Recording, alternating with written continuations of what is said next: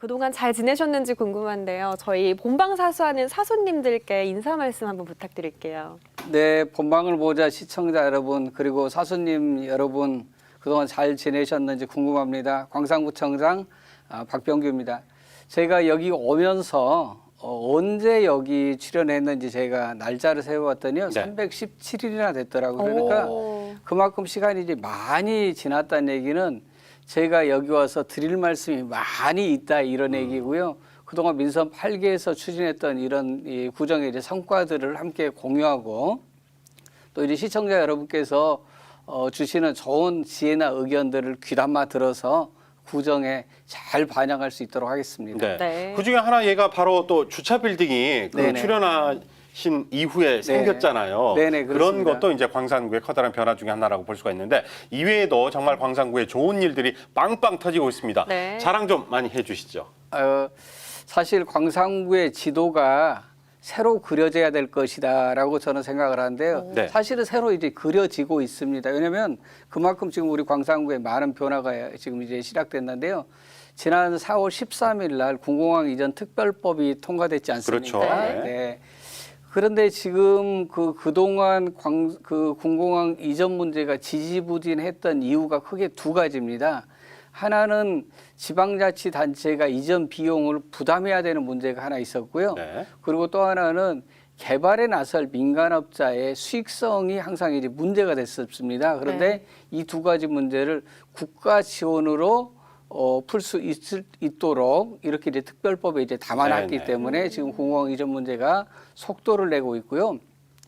그리고 이제 또 한 가지 제가 이제 뭐 자랑하고 싶은 것은 신세계 이제 프라퍼티가 지금 어등산에 네. 지금 이제 투자를 이제 하겠다라는 이런 의향서를 이제 제출했습니다. 네. 휴양이나 뭐 내저나 또 이제 여러 가지 이제 시설들을 그러니까 체류형 이제 복합 공간으로서 거기를 이제 활용하겠다 이런 이제 계획서를 이제 제출을 해서 이것도 하나의 이제 희소식일 수 있다라고 이제 저는 이제 생각을 하고요. 네. 그리고 이제 한 가지만 더 말씀드린다라면 우리 광산구에 미래차 산업단지가 들어섭니다. 네. 100만 평이 넘는 규모로 이제 조성을 하게 되는데요.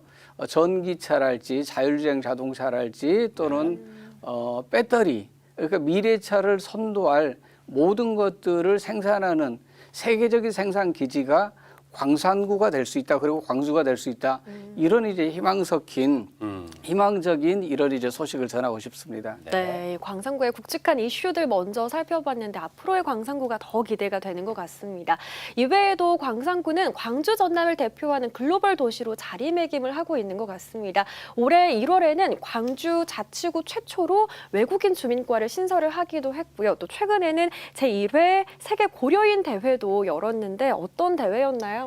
네, 전 세계에 그 고려인이 한 55만 명 정도 이렇게 이제 살고 계시는데요. 이 55만 명의 중심이 광산구가 돼야 되겠다는 이런 이제 생각을 가지고 그동안 수차례 이제 논의들을 통해서 세계 고려인 대회를 이틀에 걸쳐서 이제 저희가 이제 추진을 했었는데요. 네.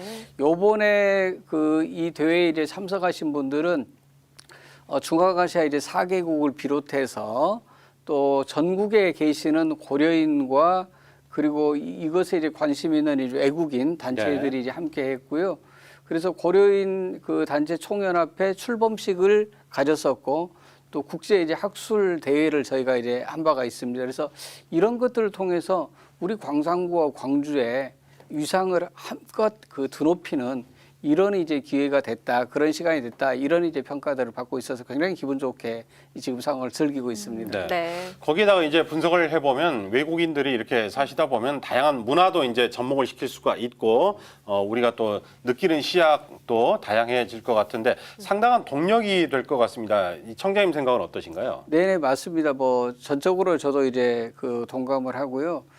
일반적으로 외국인 주민이 이 인구의 5%를 넘어서면은 우리가 이제 다문화 도시라고 이런 얘기를 하는데요. 네네. 그게 이제 뭐 학계의 이제 통상적인 기준이라고 그래요. 근데 우리 광산구 같은 경우는 벌써 1년도 더 전에 이 5%를 넘어서 버렸습니다. 네네. 5.4%. 그러니까 인구로 따진다면 22,800명 정도가 지금 외국인 주민이 이제 살고 계십니다. 그래서 다문화 도시라고 이렇게 이제 볼 수가 있는 것이고요. 또 세계적인 이제 다문화 도시들을 보면은 뭐 뉴욕이나 로마 이런 곳을 얘기를 하는데 이곳의 경쟁력이 바로 이제 다양성이라고 그럽니다. 그래서 이 다양성이 어떻게 조화롭게 이쪽에서 구현되고 네. 또 이거를 이제 발전시킬 수 있을 것인가 하는 것들이 이제 저희들의 이제 고민인데요. 저희는 지금 정부 국고를 이제 이쪽으로 좀 끌어들여서 한 200억 정도를 올곡동에 지금 투자를 해서 고려인 역사마을 1번지 조성하는 사업이랄지 네. 또는 중앙아시아 중앙아시아 이제 역사 뭐 관광 테마 어떤 이제 관광지구랄지 이런 것들을 지금 이제 만드는 사업들을 이제 함께 하고 있고 특히나 선주민과 이주민들이 정말 상생할 수 있는 이 어떤 환경을 만드는데 저희가 주력을 하고 있습니다. 네, 광산구가 사실상 광주 전체 외국인 정책의 표준을 제시하고 있지 않나 하는 생각도 듭니다. 또 얼마 전에는 굉장히 독특한 투표도 치러졌습니다. 바로 동티모르 국회의원 투표였는데요. 어떻게 해서 이 동티모르 투표소가 운영이 되게 된 건지도 소개를 좀 해주시죠. 네, 지난 4월 25일로 기억되는데요. 동티모르 그러니까 주한 동티모르 대사님이 저를 찾아오셨어요. 네. 그래가지고 동티모르 국회의원 선거를 하는데 그러니까 광주에서 이제 하고 싶다 이제 이런 말씀이셨어요. 그래서 저희가 적극적으로 이제 돕겠다라고 이제 약속을 드렸고요. 그리고 투표는 5월 21일 날 하게 됐는데 저희 구청의 이제 별관을 저희가 투표장으로 잘 꾸며주고 또 행정적인 이제 뒷받침을 이제 해드렸습니다. 그래서 이때 투표 이제 대상 지역이 충남 충청 이남입니다. 그러니까 광주 전남북 그리고 경남 뭐 경북 이런 쪽에 이제 다 해당되는 분들인데 이분들이 대략 이제 한 590명 정도가 이제 해당됐는데 이분들이 오셔서 이제 투표를 했는데 전국에서 투표소가 이제 2개가 운영됐습니다. 하나는 서울 그리고 하나는 이제 광산구였는데 네네. 서울의 투표율은 44.7%였는데 네. 광산구에 41.7%였는데 광산구의 투표율이 77.8%였습니다. 엄청난 차이가 나네요. 예, 투표율이 2배 정도 이렇게 더 나와가지고 굉장히 네. 저희들이 뿌듯했고요. 또 특별하게 또 이제 의미가 있는 게 하나 있습니다. 어떤 거냐면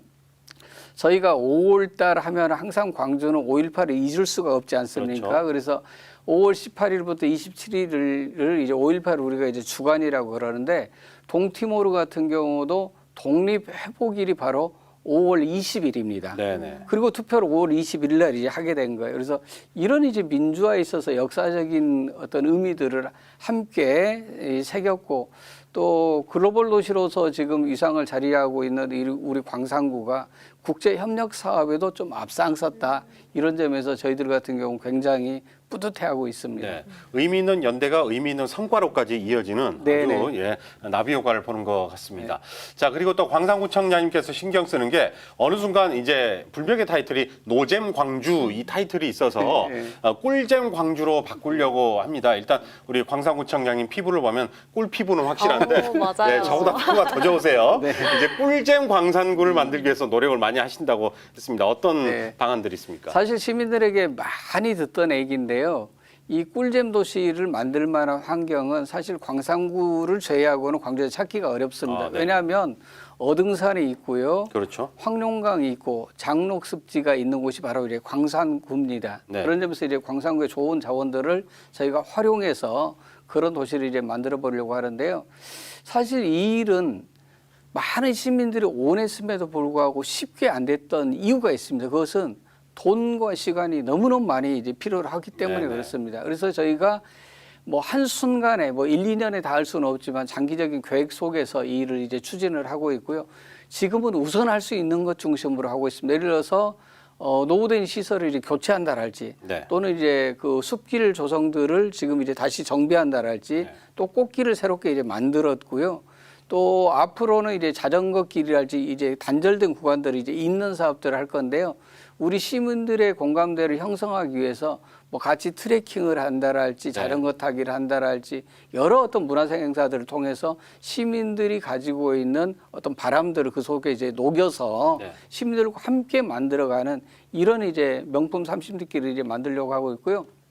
저희가 우선 생각하고 있는 것은 송산 근린공원부터 시작해서 장로습지를 거쳐서 황룡관과 영산강이 만나는 두물머리까지를 두물거리까지 이 거리가 한 12km 정도 되는데 네. 이 거리 여기에 이제 30리이기 때문에 이 명칭을 저희가 이제 명품 30리길이라고 명명하고 저희가 그 사업을 추진하고 있습니다. 지켜보도록 네. 하겠습니다. 네, 지금까지 이야기만 들어봐도 정말 성과도 많으시고 앞으로 계획하신 일도 많으신 것 같은데 사실 박병규 청장님 하면 가장 먼저 떠오르는 게 광주형 일자리인 것 같아요. 지금 시즌2를 추진하고 있는데 이 정책 네. 같은 경우에는 광주 전체에 주목이 쏠리고 있거든요. 준비가 잘 되고 있을까요?